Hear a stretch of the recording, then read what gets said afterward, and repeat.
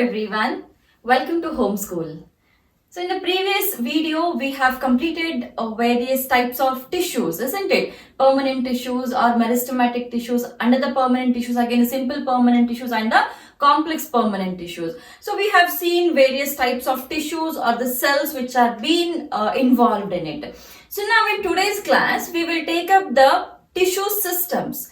So like we have seen that many cells together will make up a single tissue, and those tissues are not same all over the plant. So based on the location, so where exactly the tissue is present, so based on that location, the tissues usually will be varying. Even the function as well as the structure of that particular tissue depends on which part it is actually situated.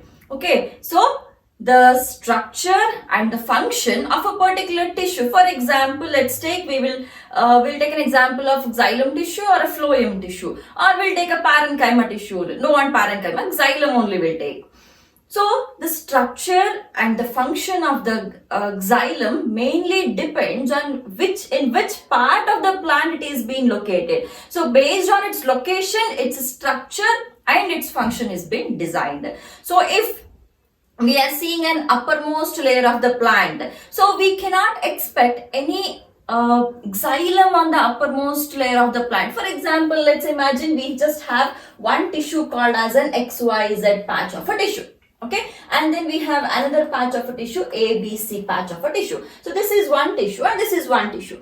So now the function and the structure of this XYZ tissue will be dependent based on where it is going and situated in the plant. If it is going and situating in the outermost layer of the plant, for example, if this is a plant, and I'll just draw a wider branch here. So this is one branch. So if this XYZ is coming and situating here at the outermost part of the plant, then we conclude this patch of a tissue as the epidermal tissue. Okay, now ABC. So if this particular patch of a tissue is coming and situating somewhere here in the middle,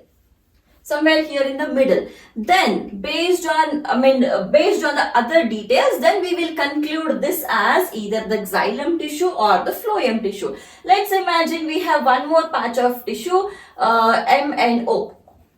MNO is another patch of tissue, and that patch of tissue is coming and situating somewhere just below the outermost layer, that is the epidermis. Then we consider this as either the cortex region or the tissue of the cortex. So based on where exactly that tissue, that tissue is getting located, so based on its location, the structure and the function of the tissue is being decided. So based on that location, so we have, or based on the location, structure and the function, we have three types of tissue systems. So if you study the tissue systems, or if you see a plant, you can easily categorize the plant into three parts. So one is the outermost layer, and the one is the innermost layer, and another tissue is the mid layer. So the tissue systems here are, first one is epidermal tissue system. Epidermal tissue system. Second one is the ground tissue system. It is the ground tissue system, which otherwise is also called as the fundamental tissue system. So while studying in detail about the ground tissue system, I'll explain why it is called as the fundamental tissue system. Then third one is the vascular tissue system. Vascular tissue system. So totally we have three tissue systems. So one is the epidermal, which is the outermost layer, vascular tissue system. So if this is a plant, so these outermost layers are called as the epidermal tissue systems, and then the central we have these vascular tissue system. Here we have epidermal tissue system. Here we have vascular tissue system, and these parts are called as the ground tissue systems. Okay, or in other terms, these are the supportive tissue systems. Ground tissue systems are supportive tissue systems. You will understand when we study it in the detail. So now we will pick up one by one. So firstly, we will take up the epidermal tissue system. So as the name suggests, epidermal tissue systems, we very often we have come across the epidermis. And where is that particular epidermis situated? Epidermis is situated in the outermost layers of the plant body. So epidermal tissue system is the one which is present in the outermost covering of the whole plant body. Whichever part of the plant body it is, the outermost covering have to be considered as the epidermal tissue system only. So under the epidermal tissue system, what are the three parts which we are going to study? So firstly, we are going to study the epidermis.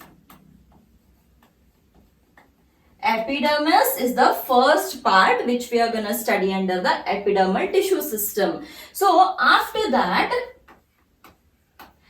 see, as I said, epidermal tissue system is the outermost layer. So whatever or whichever parts are included or being located or situated in that epidermis region, all should be studied under this particular tissue system only. So next one is the stomata. Stomata. And the third one is the epidermal appendages. Epidermal appendages. And what does this epidermal appendages actually include? So this mainly include the root hairs and trichomes. Root hairs and trichomes. So what are these? Everything we'll study in detail. So firstly, epidermis. So what is epidermis? A very general statement about the epidermis. It is the outermost covering of the plant body is called as the epidermis. So what is the nature of the cells of the epidermis? So we'll take up the epidermis now. Okay. So very first character about the epidermis is it is the outermost covering. Outermost covering of whole plant body. Of whole plant body. Okay. Then next one. This is the first one. Second character about the epidermis. So this is usually single layer. Usually it is single layer. So if you draw a stem like this, okay, if you draw a stem like this, so this here we have one layer of epidermis, here we have one layer of epidermis. So usually it is a single layer. Then the cells which are present on that particular epidermis, those cells are elongated. Those cells are elongated and compactly arranged. The cells are elongated and compactly arranged cells. And so what are the types of the cells which we are going to see in this particular epidermis? That is the parenchymatous. The cells are parenchymatous. Cells are parenchymatous in nature. So parenchymatous cells, we know that these are the living cells. So if they are living cells, then definitely they should have some protoplasm, isn't it? And we had also seen that the parenchymatous cells were made up of cellulose and they had a very large vacuole. So the parenchymatous cells which are present in the line of the epidermis, so those cells are usually, okay, the parenchymatous cells which are present in the epidermis, so they have protoplasm protoplasm, a very little amount of protoplasm which is present stick to the cell wall of that particular cell, and then they have large vacuole. They have large vacuole. So how do you depict this particular statement, that is the cells are parenchymatous? So if they are parenchymatous, and we have also written that these are elongated compactly arranged cells. So if they are elongated compactly arranged cells like this, okay, elongated compactly arranged cells like this, then this particular, we'll take it here. So this is a large vacuole which is present. Okay, this is a large vacuole. So almost all the cell is covered with the vacuole only, and then surrounding to this, here we have the protoplasm or we have the cytoplasm. So very little amount of cytoplasm is present. So most of the space in that particular cell of the epidermis is covered by the large vacuole. Okay, so the parenchymatous cells have got the protoplasm or the cytoplasm which is almost present at the attached to the cell walls only, because it is only present in the corners there or the edges there. So whereas remaining space is covered by a large vacuole.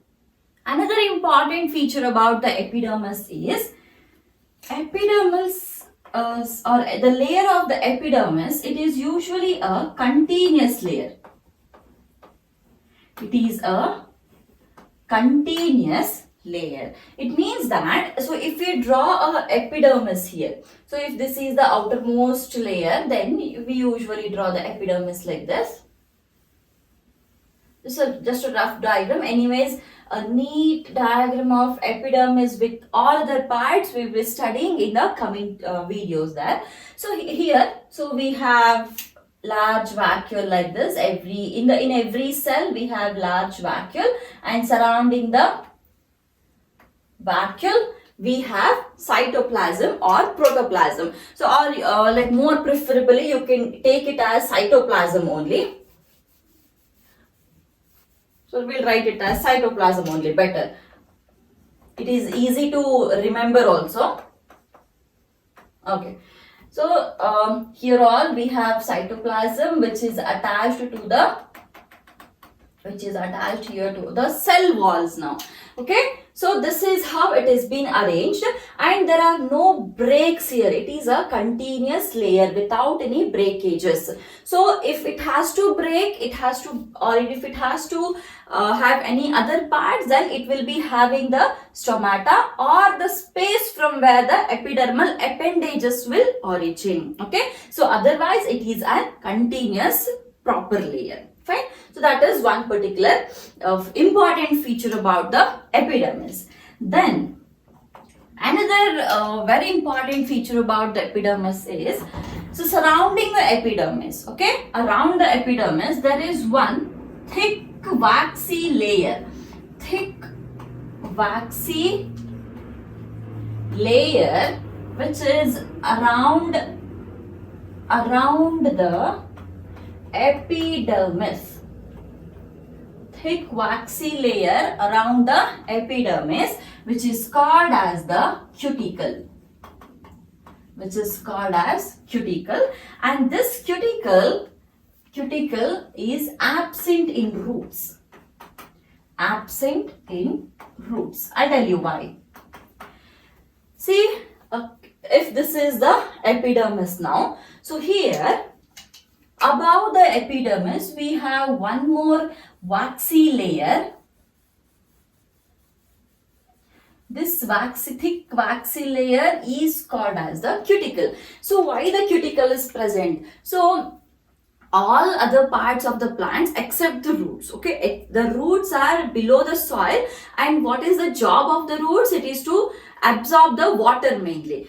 However, but how about the other parts of the plants which are above the soil, which are above the ground level? That is, these parts of the plants which are above the ground level are exposed to the We'll write it here. Okay. So this part is not exposed to the sunlight and there is no transpiration or there is no evaporation of the water from this particular part of the plant. Whereas other parts of the plant which are exposed to the sunlight, from these parts there is evaporation of water. So to control the evaporation of the water or to check the rate of the transpiration or evaporation of the water or loss of the water, the epidermis will be having a thick waxy layer called as the cuticle. Okay, so all the parts of the plant, so all through the plant body, the outer covering is epidermis only, and only above the plant, okay, only above the ground level, whatever parts of the plants are present, for those parts of the plants usually, okay, few parts will be missing. I'll tell you which parts there. So all other parts will be having a cuticle, and these parts, that is the root parts, will not be having the cuticle. That is because they have to absorb the water, isn't it? So if there is a cuticle surrounding the root, then it is very difficult for the roots to absorb the water. So it will chuck, like it is chucking the loss here, it will also be able to chuck the inflow of the water. So the roots will not be having the cuticle. Only other parts, that is only the parts of the plants other than the roots will be having the cuticle sometimes. Okay, so that is one important feature about the epidermis. So what all we have studied here, it is the outermost covering of the whole plant body, and if you can write it, you can also write more specifically that it is a part of the primary plant body. Okay, so it is the epidermis is the outermost covering of the whole primary plant body. You can also add it this way. Then it is a single layer. The cells are elongated, compactly arranged cells, and these are parenchymatous with a very little amount of cytoplasm which is being sticked to the cell walls, and it also has a large vacuole. Then the layer of the epidermis is a continuous layer, and above the epidermal cells there is one thick layer which is called thick waxy coat or a thick waxy layer which is called as a cuticle, and that cuticle will check the rate of evaporation of the water or loss of water from the plants. However, roots will not be having the cuticle because they have to absorb the water. Okay, so this is about the first part of the epidermal tissue system, that is the epidermis. So now we'll move on to the stomata. Stomata is another part of the epidermal tissue system, and it is an important part of the plant. That is because it mainly regulates the transpiration as well as the exchange of the gases.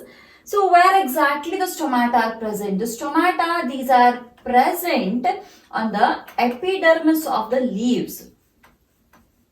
They are present on epidermis of leaves.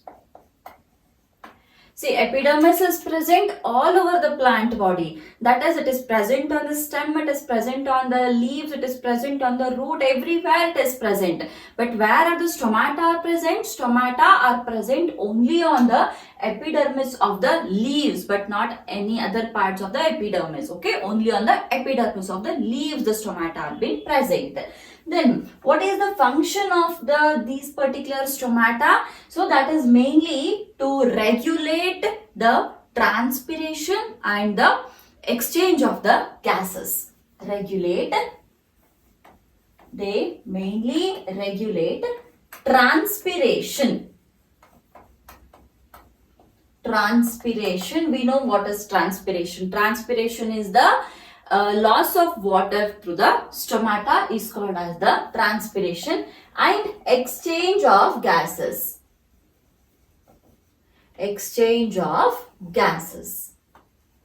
Anyways, again, what is transpiration or what is actually happening during the mechanism of the transpiration and everything, that you will be studying in detail in the physiology part. So here you are supposed to study the structure now.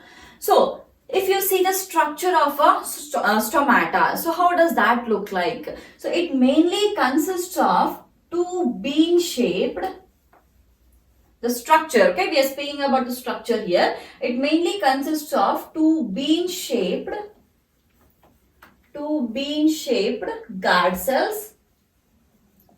Two bean-shaped guard cells, very important cells of the stomata. So along with that, I'll also draw the diagram here. So firstly, we'll draw two bean-shaped cells. One cell,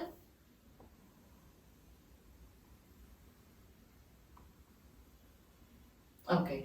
So these are two bean-shaped, or otherwise you can also call them as a kidney-shaped cells. So two bean-shaped or two kidney-shaped cells. Okay. So these cells are usually thick on the inner side. They are very, very thick on the inner side, and they are thin on the outer side. So two bean-shaped guard cells, this is the first point, and the inner walls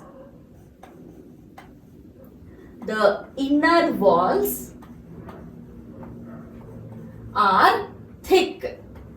Inner walls are thick and outer walls are thin. So these are the thin walls, and this particular inner walls, this is the thick wall. Okay, and now this particular space, this is a hollow space or a pore-like structure, which is called as a stomatal pore. The inner walls are thick and the outer walls are thin, so they form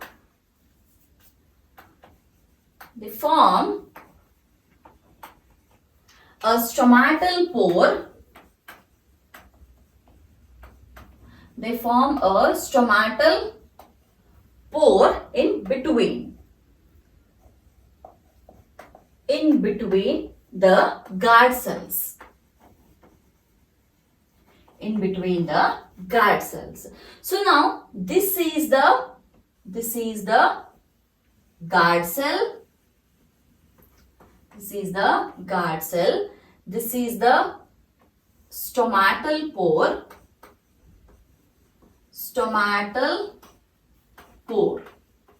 Stomatal pore.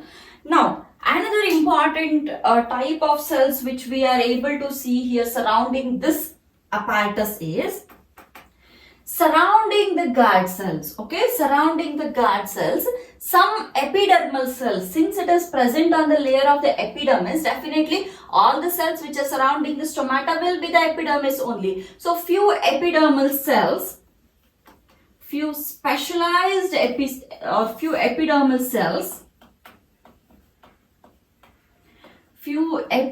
cells get specialized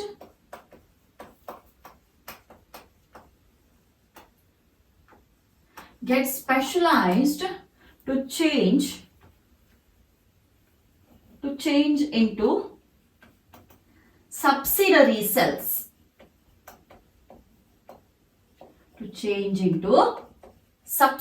cells. So now surrounding the guard cells, we get to see some specialized cells like this, and these cells are called as the subsidiary cells. These are subsidiary cells. Okay. Then next point is the guard cells. Guard cells have chloroplast. Guard cells have chloroplast. So let's draw some chloroplast here now.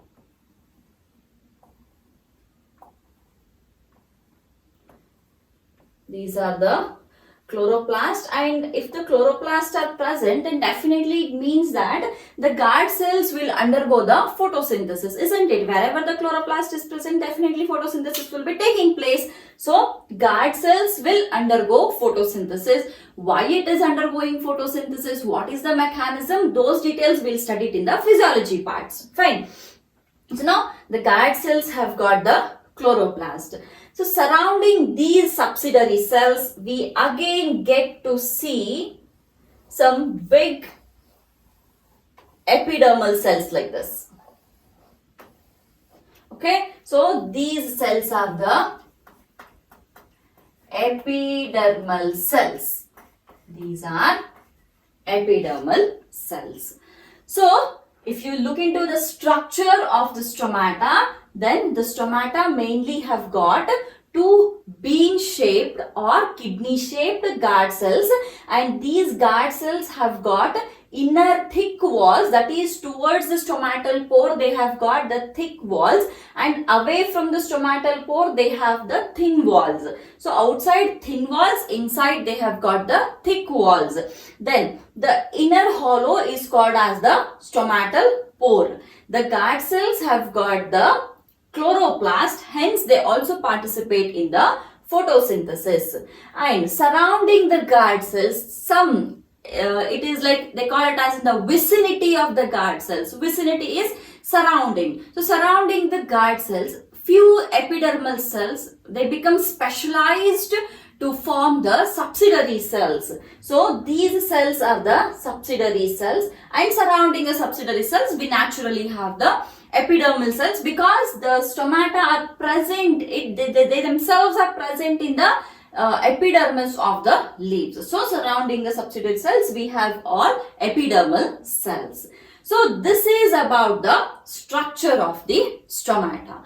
So this structure which we have seen, this is usually in case of the dicots, but in case of some monocots like grasses, okay, in like grasses we have the or these particular guard cells, the shape of the guard cells will differ in the grasses.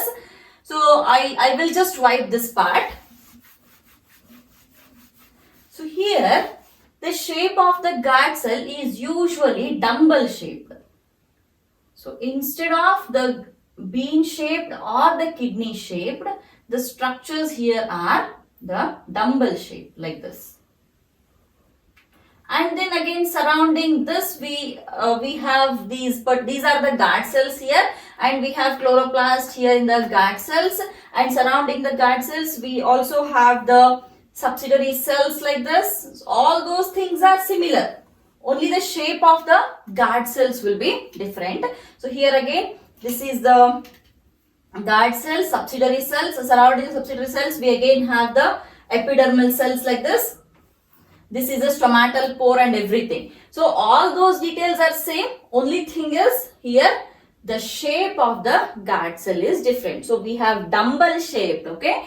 So it is very oftenly it is asked in the NEET examinations also as MCQs that in the dicots the shape of the guard cells will be bean shaped or kidney shaped, whereas in case of some monocots like grasses, the guard cells shape will be dumbbell shaped. Okay, so this is about the structure of the stomata. Sometimes they may also ask you what is like stomatal apparatus. Okay, so this particular stomatal aperture or the stomatal pore, the stomatal pore is also called as the stomatal aperture. So the stomatal pore or stomatal aperture plus the guard cells plus subsidiary cells will make up the stomatal apparatus. So they may ask it in the form of an MCQ that they can just give stomatal apparatus and they may mention various parts of that particular aperture. So apparatus, anyways I'll write it. Stomatal apparatus. Stomatal apparatus. So it consists of firstly the stomatal pore or aperture. Stomatal pore or aperture. Then plus, okay, guard cells. Plus guard cells. Plus subsidiary cells. Plus subsidiary cells. So these three together will make up a stomatal apparatus. Irrespective of whether it is a monocot or a dicot, the stomatal apparatus consists of stomatal pore or stomatal aperture. It is this particular region, and then the guard cells and the subsidiary cells. Okay. And how about the function of the stomata? We have already written that it mainly regulates the transpiration and the exchange of the gases. Okay. So this is about the second part of the epidermal tissue system, that is the stomata. So now we will look into the third part of the epidermal tissue system, that is the root hairs and the trichomes. Last part of the epidermal tissue system, that is the epidermal appendages, and as we have already seen that there are two types of epidermal appendages. So first one is the root hair, and the second one we will differentiate it like this: root hair, and the second one is the trichomes. So firstly we'll see what exactly is the root hair. So as the name suggests, it is present in the root system. So root hairs, they mainly help in absorption of water.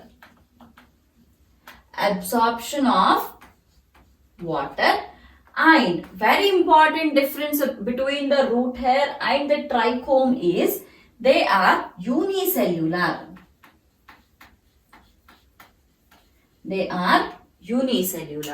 So since they are unicellular, they are usually very minute structures, and they are important parts of the roots which directly help in the absorption of the water. Epidermal system itself, if wherever the epidermal cells are present, those epidermal cells will usually be having many many hair-like outgrowths, and among them, whichever are present on the root are called as the root hairs, and they are unicellular in nature. Moving on to the trichomes. Okay, so trichomes, they are present on the shoot system. Directly I'll write it. Present on shoot system, or present on the shoot, or otherwise you can also take it as stem.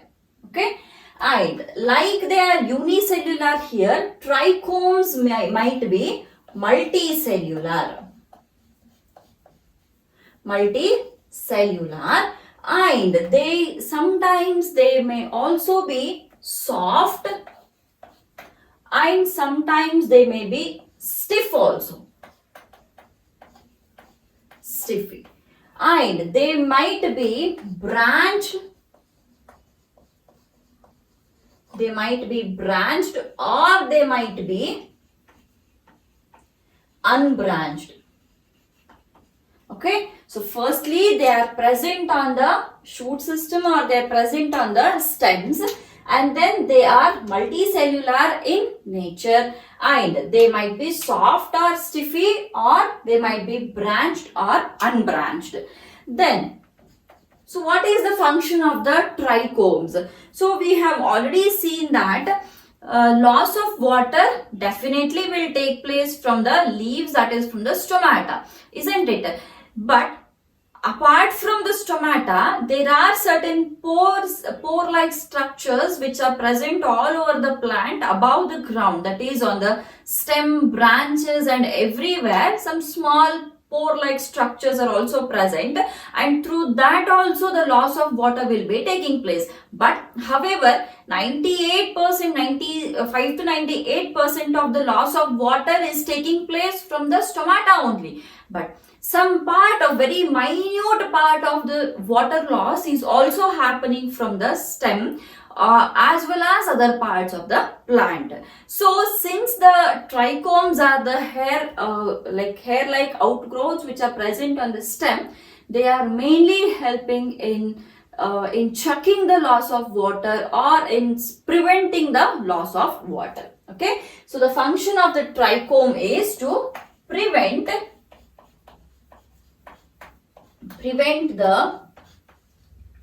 loss of water, from stem. We have a very beautiful mechanism to prevent the loss of water from the stomata. Though up to 98% of the water loss is taking place from the stomata, plant has its own mechanism, very beautiful mechanism to prevent the loss of water from the stomata also. Various types of plants or various locations of the plants growing in particular location have their own mechanism to fight the loss of water. So whereas the stem which is having, they doesn't have any very device-full mechanism or anything like that, like the stomata has. So it just have some simple hair-like outgrowths which will usually close the pores. Okay, they close the pores, or since they are multicellular and branch structures, so if from here there is one particular trichome which is coming out, so it usually seals the pore like this, and since it is sealing, the water loss will be very minimal. Okay, though it is from other parts of the plant body, though the water loss is very minimal, again that has to be checked when it is needed, and that job is being done by the trichomes. Okay, so this is about the last part of the epidermal tissue system, that is the epidermal appendages and the trichomes. So very important difference between these two is, so this here it is unicellular, here it is multicellular, and here it is helping in the absorption of water, here it is preventing the loss of the water. Okay, so these two are very important differences between the root hairs and trichomes. And another one is present on roots. They're present on roots, whereas these are present on the stem. Okay, so this completes the epidermal tissue system. So we have seen three parts in the epidermal tissue system. One is the epidermis, other one is the stomata, and then the epidermal appendages. So I hope everything is clear in this particular epidermal tissue system.